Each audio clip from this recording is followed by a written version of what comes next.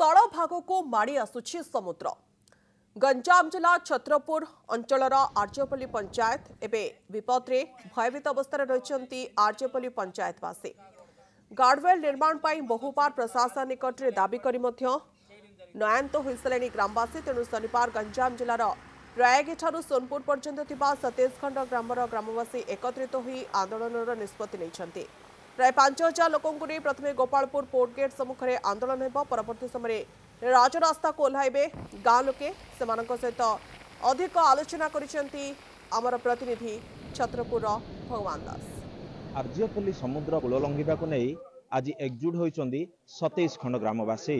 तबे कौन रही से दाबी आसतु सीधा सड़क सहित कथा एवं पचारि बुझा। सर परिचय? मो ना एम दिलीप, आर्यपल्ली जनरल सेक्रेटरी।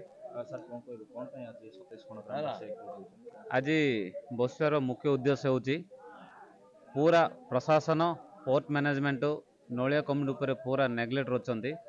बहु बार प्रशासन को पोर्ट मैनेजमेंट को एबे नहीं गत 5-6 वर्ष है आम दाबी गुड़ाक जनईक आउचु तथापि किछि करूना।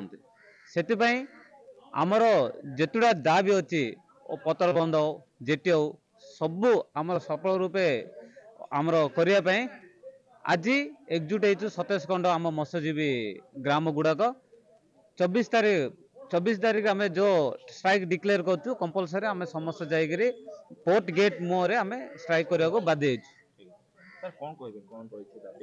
आमर जो सान आर्यपल्ली बड़ आर्यपल्ली आमर 27 खंड गाँव विलेज भर कहते बड़ गाँ जाक कहीं आमर जो पोर्ट से जो प्रकार जो सिस्टम है आगाम एबे जो 6-7 मास भीतर भी घर द्वार भी जीवार परिस्थिति अच्छे किंतु एमती गोटे सुचारू रूप देखे जे हाँ यहाँ करदेबू पोर्ट मेजर करदेबू एता करके चल कि आज पर्यटन सफलता किए करना।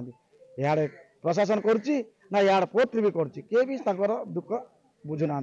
आज आमर 27 खंड ग्रामर प्रयागठू आमर सोनपुर पर्यंत समस्त डकाई कमिटी मेम्बर हिसाब से आज आम एकत्रित आगाम 24 तारीख में आम निर्देश देवु जे यहीटा जदि आमर संपूर्ण जदि न कर आगाम दिन में लड़े करने जारी रख।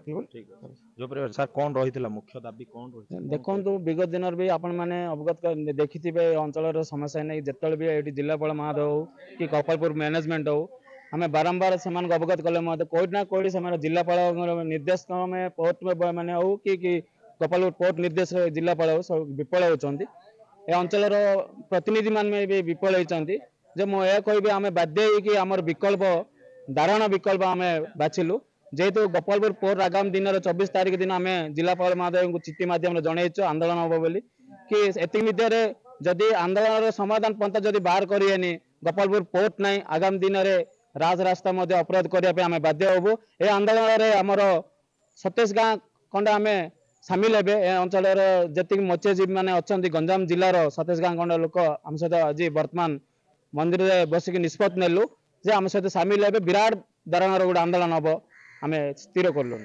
निश्चित भाव में जो भाव में आर्यपल्ली बासिंदा मैंने कहते कि से दाबी जदि यथाशीघ्र पूरण न हुए ताहले 27 खंड ग्रामवासी मिसी राजरास्तार आंदोलन करेंगे। छत्रपुर भगवान दास को रिपोर्ट, कनक न्यूज।